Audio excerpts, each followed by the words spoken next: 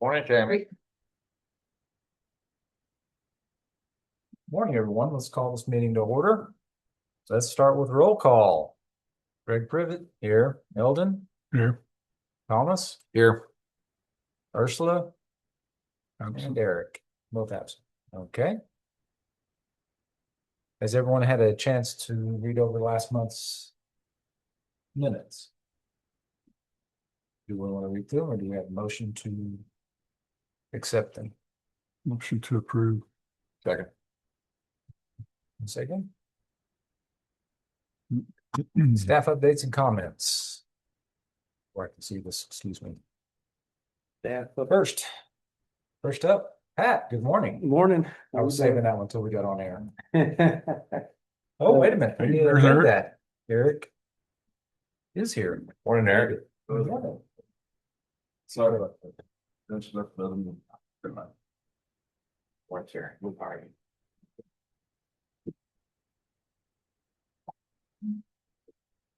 Okay, Pat, floor is yours. What have we got? Okay, in the water department right now, there's currently 4 vacancies. 2 of them probably should be filled in the next week or two. That's in interviews recently. We recently promoted Emily Morgan to our billing supervisor, so she's now our billing supervisor. So we're about to interview for senior clerk in the next few weeks. Hopefully get that spot filled up pretty quickly. As far as water goes, we've heard 2 presentations from basically 2 companies for meters, Core Main, and then Baker Utility out of Albuquerque for our meters. So, we're looking about just under 5,600 residential meters. And also talking to them about getting the rest of our well meters as well. So we can get her in one big package. Core Main's already submitted how much it's gonna cost, and we're just waiting for Utility Baker, and we're gonna look at those and then start moving that process forward. So we should have the price from Baker Utility by next week sometime. So we'll get that process going. Wastewater treatment plant, CDM Smith is submitting the technical cap plan to New Mexico Environmental Department once we get the go ahead on that. We think we can break that into 2 phases, getting the reuse up and going, and then doing the rest of the program of updating some of our system. So the initial reuse, we're looking around 680,000, I believe, is what they estimated to get it going. And I've been speaking with finance, and I believe we have the funds to be able to at least get that one going. And then the rest of the system possibly just supply through Watercrest Board for design for the rest of the system. We also are starting looking at our lift stations on Kilgore. 3rd and Kilgore will be our priority. So we're gonna try to get that going pretty quickly and get that big stuff and renovated soon. So is the issue the pumps worn out, or is it undersized, or? I think it's undersized, and then we're looking at that one, the one by WDT, so now we have more stuff going into the system. It's just undersized, needs to be redone. We've been having issues with the sewer smells in that area lately, and we believe it is that lift station, so we're gonna move on that one pretty quickly and try to get that one fixed pretty quick. You know what size line we had there? Offhand, I don't know the size, but I can get that for you if you need it. Yeah, if you don't mind. Okay.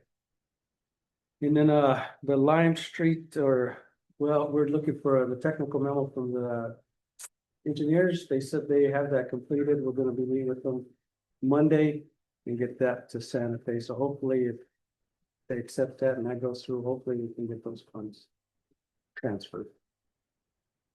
To get that project completely funded and get it going. And that's about the updates I have for you guys today. Any questions? Okay, moving on. City Manager, Mr. Stockman, what do you have for us? I'm looking up the sewer line size off of Kilgore there. Let's see, because I have the answer on that. And would you mind bringing up that slide, please? The one that's not blind, one of them's blind, either one, they're both the same.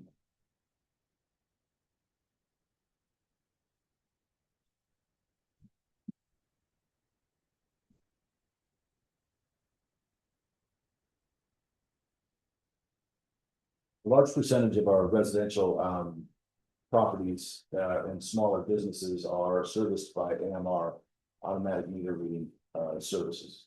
So there's a common perception out there that everything's analog, i.e. someone has to go out and read the meter. That's not exactly correct. Now, this screenshot is not Portalis. This is a generic screenshot of a by the hour, 1,000-gallon, reading on, very similar to what we see on the backside when somebody's using water intentionally or unintentionally in their house. The reason I bring this up is a lot of people, we have a lot of people calling in saying, no way I'm using that much water. But on the AMR system, automatic meter reading, we can look at it literally by the hour and sometimes minute by minute on this. And we've had residents and residential properties combined come in, not the property itself, but the resident, discussing things like there's no way I can use 40,000 gallons of water at my property in last month. Well, there's only a couple of variables that could be there. One, you are using that and it's tracked and recorded via this. The perception is that there's a brass analog meter, someone's going out flipping the top on and reading it. And in some cases that's true, but that's the minority of our meters instead of the majority. And then when they come in, when we look at the automatic meter reading like this, we can show them, what you have in this case, this is a constant flow. And you're using water, and you're using it 24 hours a day, whether you know it or not. And it's unfortunate, but a lot of us don't realize how much water we're using. A lot of us don't realize how much water we're using accidentally. A lot of us don't realize that a small leak that you may or may not hear in your plumbing, toilet, whatever, is a substantial amount of water. So there's a lot of chatter on Facebook and other things about, the city. I read one today that automatic meter reading is the honor system. It's not the honor system. It's automated meters. And even when we're talking about SCADA and everything else, SCADA is just an enhanced automatic meter reading system. It's going to be the same baseline as this. So somehow our residents are going to have to understand, and we're going to have to help them understand, that on an automatically meter read system, you can look at your own level, in many cases at our level, but you can see the water constantly flowing. As early as this morning, a resident was in City Hall discussing how it's impossible that he could have used 41,000 gallons. And his lawn maintenance guy guarantees him that the sprinklers only come on twice a week. Well, one, it's a sprinkler system. But two, Mr. Gallegos took it in and said, look, here's your AMR record. And it's showing your sprinklers coming on 4 times a week. And so on and so forth. So there's the perception of wrongdoing, but this is really the tail of the tape. Now, when we narrow it down to something like AMR, and we're actually tracking the minute by minute, hour by hour, gallon by gallon, and 1,000-gallon increments of what's happening, there's a sense of disbelief that it's not true. And so a lot of us default to the other thing. Well, the meter must be broken. Now the city's open. We're open to pulling the meter, sending it back to the manufacturer, having it checked, but we can't afford this on our own. So really the city's position is, if you absolutely 100% believe in your heart of hearts that this recording system and your meter, and I'll address that piece in a second, are wrong, we will pull it. We will put a new meter in place. We will send the old meter to the manufacturer. However, if that meter is found to be in standard and it's recording correctly, the resident will eat the $800+ bill for doing it. If it's found that the meter itself is bad, then we will eat the $800 and we will make up the difference one way or the other on the bad billing. To date, none of these have been wrong. To date, not one single check on these has been, we haven't had to send it back. But sitting down and the resident looking at it and then going back and doing what I would call forensics on their side, looking at all their stuff, 100% of the people who have dug in and looked at this have come back and said, okay, I've kind of found the issue. One of the recommendations this morning was, Mr. X, how about you do this? Turn your water off immediately. You turn the sprinklers off, and then you saw that. You could see the bar stop. You could watch it in real time. It stopped. And so we said, how about you turn it off this Tuesday or Wednesday or Thursday? And then we'll turn it back on and we'll come in and show you the difference and you'll agree to that. But the issue is the perception that the city doesn't have the technology to track the water and so on. And actually we do. And so far, the only places that we've been found is to have a verified discrepancy has been in the analog eyeball meter reading where somebody read the thing incorrectly. And I think we're at about 3 so far in the last 2 months, Yeah. which I think 3 is unacceptable. And we'll work on that. But at where we are in time and space, 3 is not horrible compared to, 5,600 connections. So that's kind of where we are. Now, another misconception or perception, if you would, is that AMR is not a meter. People are like, oh, they put us on AMR. That means there's no meter and the city just has to be on the honor system. No, absolutely 100% wrong. You do have a meter. It's just you won't have someone going out there flipping the thing and reading your meter because it's automated and it's read on the automated service. Just like the end state, when we go fully SCADA enhanced automated meters that Mr. Gallegos is talking about across the board, full spectrum on production and distribution, you won't really see those meters either. Because they're going to be radio RF type or cellular type fed data where they will be captured on a centralized location. And, although people will be able to check it minute by minute if they want to, at some point, people are going to have to trust that the data is real. We'll pull the meters if people want to, and we will make up the difference if the meter is wrong. But 100% of them have been correct so far. And I really want to support people if they want to pull that, but I do want them to understand that they have to eat the cost of that if we pull a perfectly good meter, replace it with another perfectly good meter, and so on. Okay. So the only reason I'm bringing this up, I don't need a decision. This is just a comment for awareness. As we go down this road, we have to understand a couple of things. One, this is the right data, and it's very unlikely that one of these automated meters is giving you the wrong information. 2, the city is not operating on good faith, meaning it's an honor system, and that's how we do it. We're absolutely not doing that.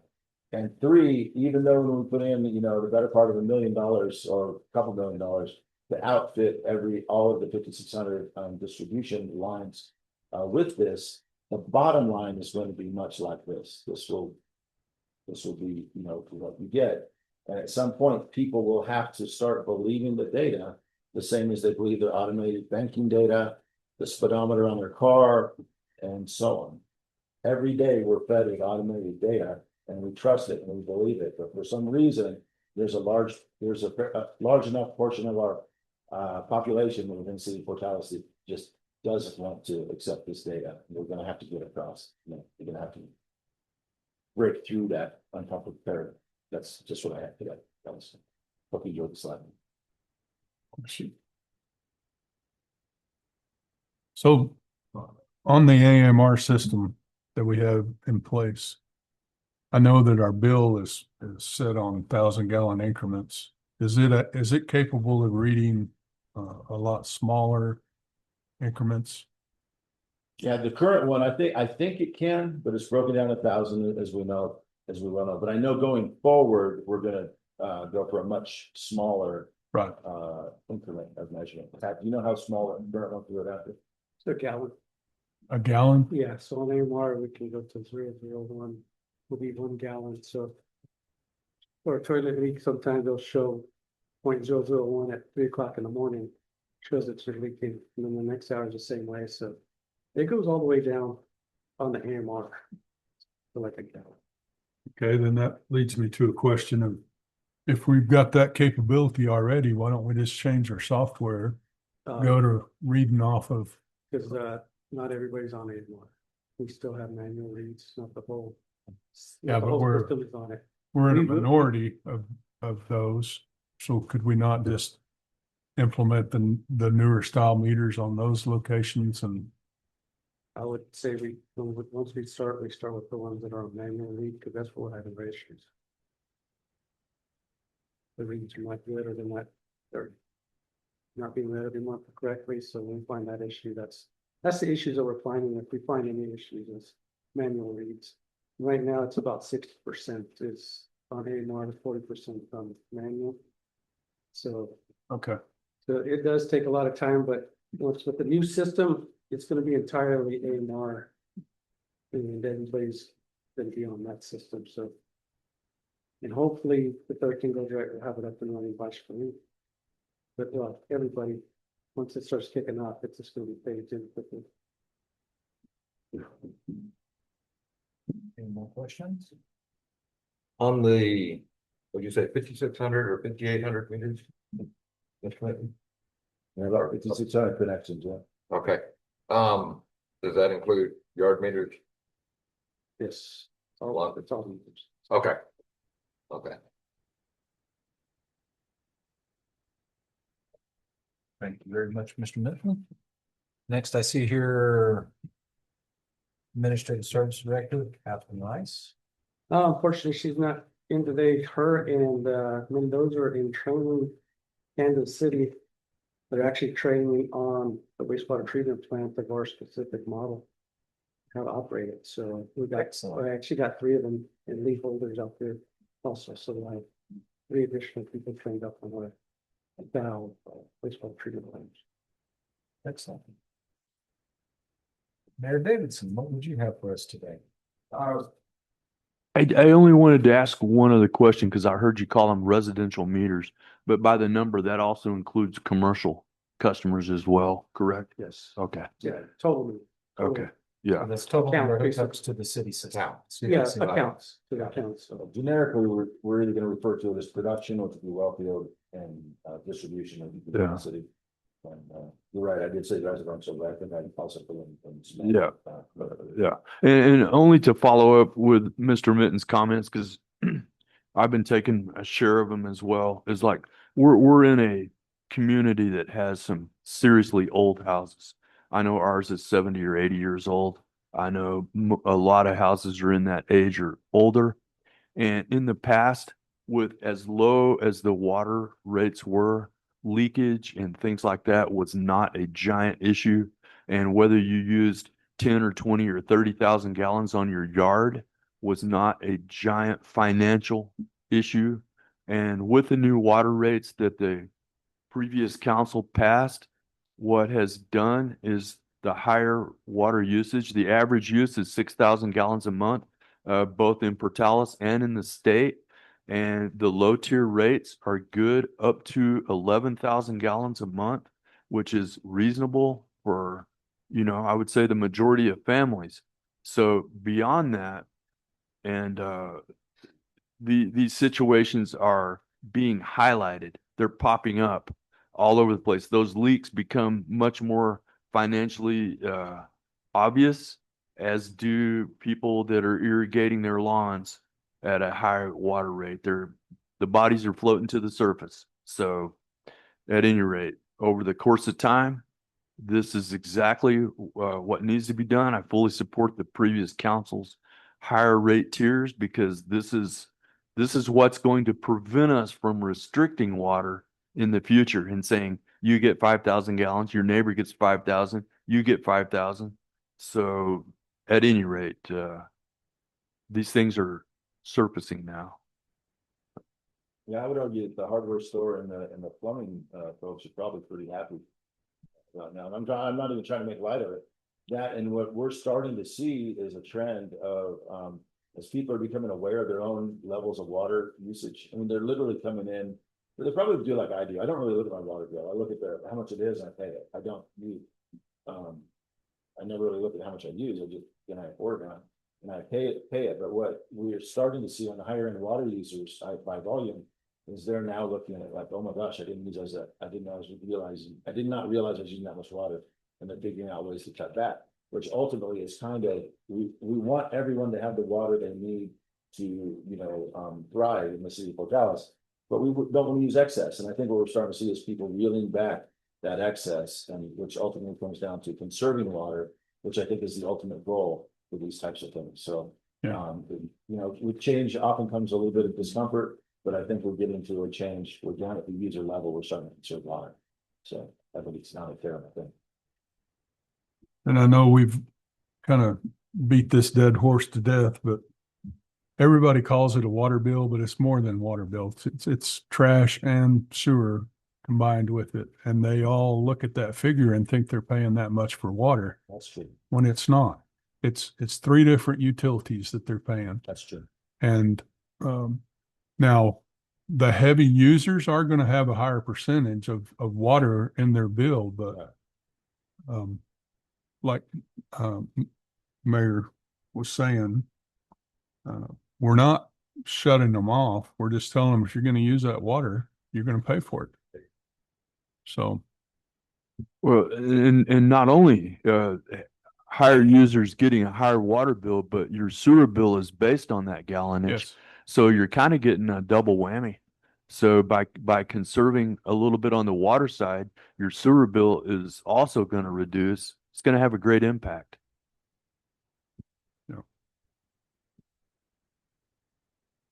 Okay.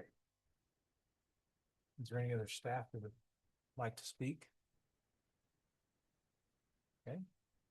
Discussion and action items. First one thing is the backflow and cross connection policy. This is something that was brought up last week. I think this has more to do with the co-op needing to know what the current policy we're following on the backflow and cross contamination to make sure that they are abiding by those rules. So are we still going off the old one? Is there a new one in place? Where do we stand on that? Everything I've found is the ordinance 769 was in 2024. So I'm getting that pulled right now by the city clerks. Once I have that, I can send that to you guys for y'all's information. So that's the last one I could find for this kind of policy. But it was approved in February 24. Right, but that was just more in line with the co-op, making sure that their connections and everything else was following city policy to make sure everybody's lockstep on it. Okay, Okay. all right. Any future topics to add to the next agenda? Not right off the top of my head right now. I'm sure I'll have a fun coming up. So I still want to stay on top of this water meter thing. So another put the update water on that. meter update on it. And then there's some, let's do an update on the grant, the water funding availability. There's grant opportunities are coming through. So what I'd like to do is take those, have those kind of briefed to the water advisory board, and then discuss which ones are kind of worth the squeeze and chasing, and what we would do with them as well. One of the things about the grants and funding opportunities is we're kind of at a limit of advance right now. We know we have water trust board projects on the board, not this board, but on the queue to get done. We know we got Lime Street stuff to work with. You know, we got Blackwater Wellfield stuff to work with. We know we really desire to move some money around. We need to look at that constantly. And then also on a driving 40-year water plan, when water funding does come available, let's say the water trust board comes up and says, hey, we have X amount of millions of dollars. We need to be ready as a group and know when something's available, even if it's a 10-year out project. We need to know what to do. Right today, we're working on today, but we need as a group to work on the tomorrow. And there's not a lot of tomorrow things right now on the queue. We're trying to solve today problems. So we will look at the grants, bring those forward. We'll discuss each one. So we'll put that on the agenda, and we'll talk about what's available right now. And we'll also kind of start laying out a roadmap for the future, because today will come and go.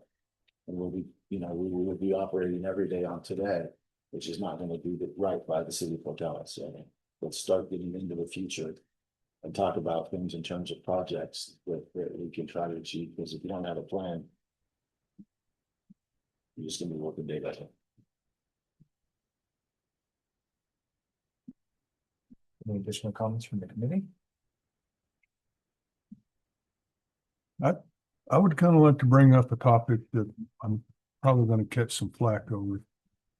But I think it needs to be addressed and discussed, is the fact that we've got several people that have been drilling their own wells in town to circumvent having to pay water bills. And I think we need to discuss whether that is something that we need to address as a city. There's a lot of towns that don't allow that. And it needs to be discussed and decided whether we try to stop that practice or whether we regulate it to the point that if you do drill a well, that it's got to be within a certain lower amount of gallonage, like 2 to 5 gallons a minute limit on a well, instead of putting a 10 or 15 gallon a minute well in and pumping a higher volume.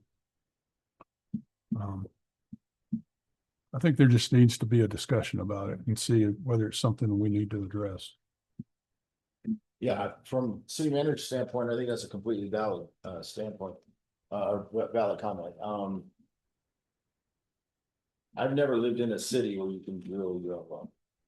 I just haven't, and that's from a platform. We haven't been in a job for a quarter of a century that moves you around to different cities and things like that. So rural communities can drill your own well, yeah, if you have to. But inside city limits, I've never seen that. 1, 2, let's say you drill a well in our city. Where's that water go? You connect your house. It goes in the sewer system, right? Right. Our sewer system is the billing and the throughput and the flow is connected to how much water you pull from the city water system. So now there's no accountability for how much water you put into the sewage thing. So the sewage bill is off right away on that piece. 3, New Mexico Environmental tries to keep an eye on how much water we're pulling from the earth. So if we're drilling a lot of wells and that's not really accounted for, we don't know. So I'm not sure that any of that really adds up to anything good for the environment and for the city. And even for the property owner, there's a whole lot of paperwork and stuff that comes along with, if you put a well on that property, you tap into that well usage, that water has to be tested and whatnot. You have to put a sign in your house that says well water's in use in this domicile, all kinds of stuff. So none of it's easy. There's no easy answer to these problems. So, Counselor, I'm completely with you on opening that up for discussion and looking at it. I believe you're right. Well, The city will take some flack on that, but it's something that has to be discussed and a concern that's valid. I think for the most part, the ones that are doing it are doing it for their yard. And it's not even actually tied into their actual water system in the house. But there are systems where they have made that a connection to where that they could use that water for their house. Yeah.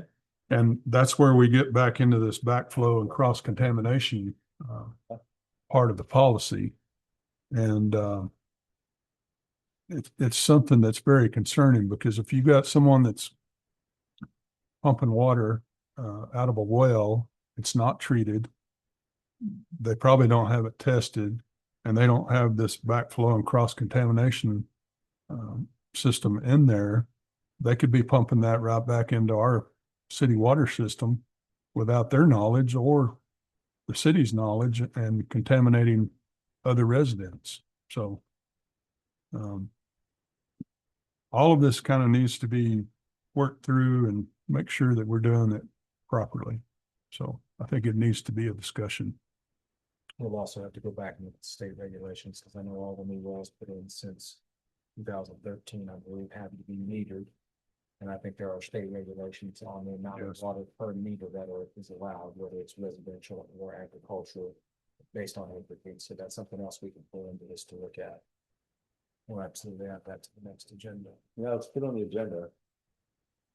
And then, Pat, is that for us to do the research and get all the stuff involved?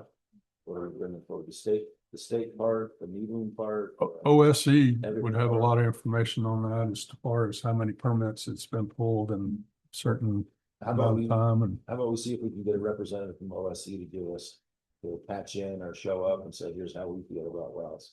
We'll start from that. Don't they generally hear on Tuesdays? Don't they have office hours and courthouse on Tuesdays for the state? I think they're there in the morning. Yeah. Let's see if we can't coordinate that with the next meeting, because Yeah.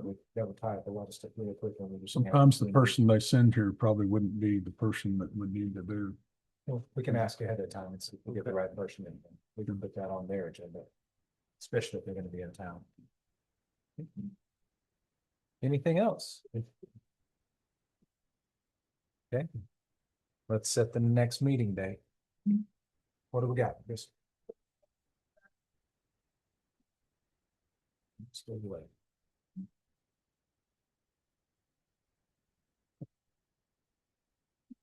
I don't think I'm gonna be here. There's a good chance that I won't be as well. Is that a bad day? Yeah, I've got dental first thing in the morning.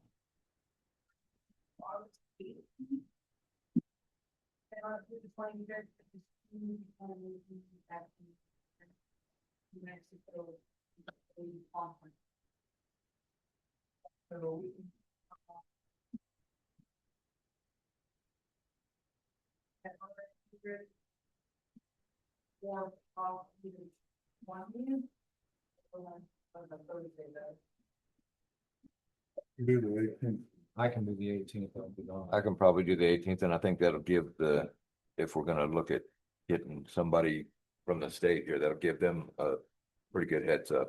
Yeah. Instead of just. So's today though. Today. We're pulling it off. Yeah. And where's she at?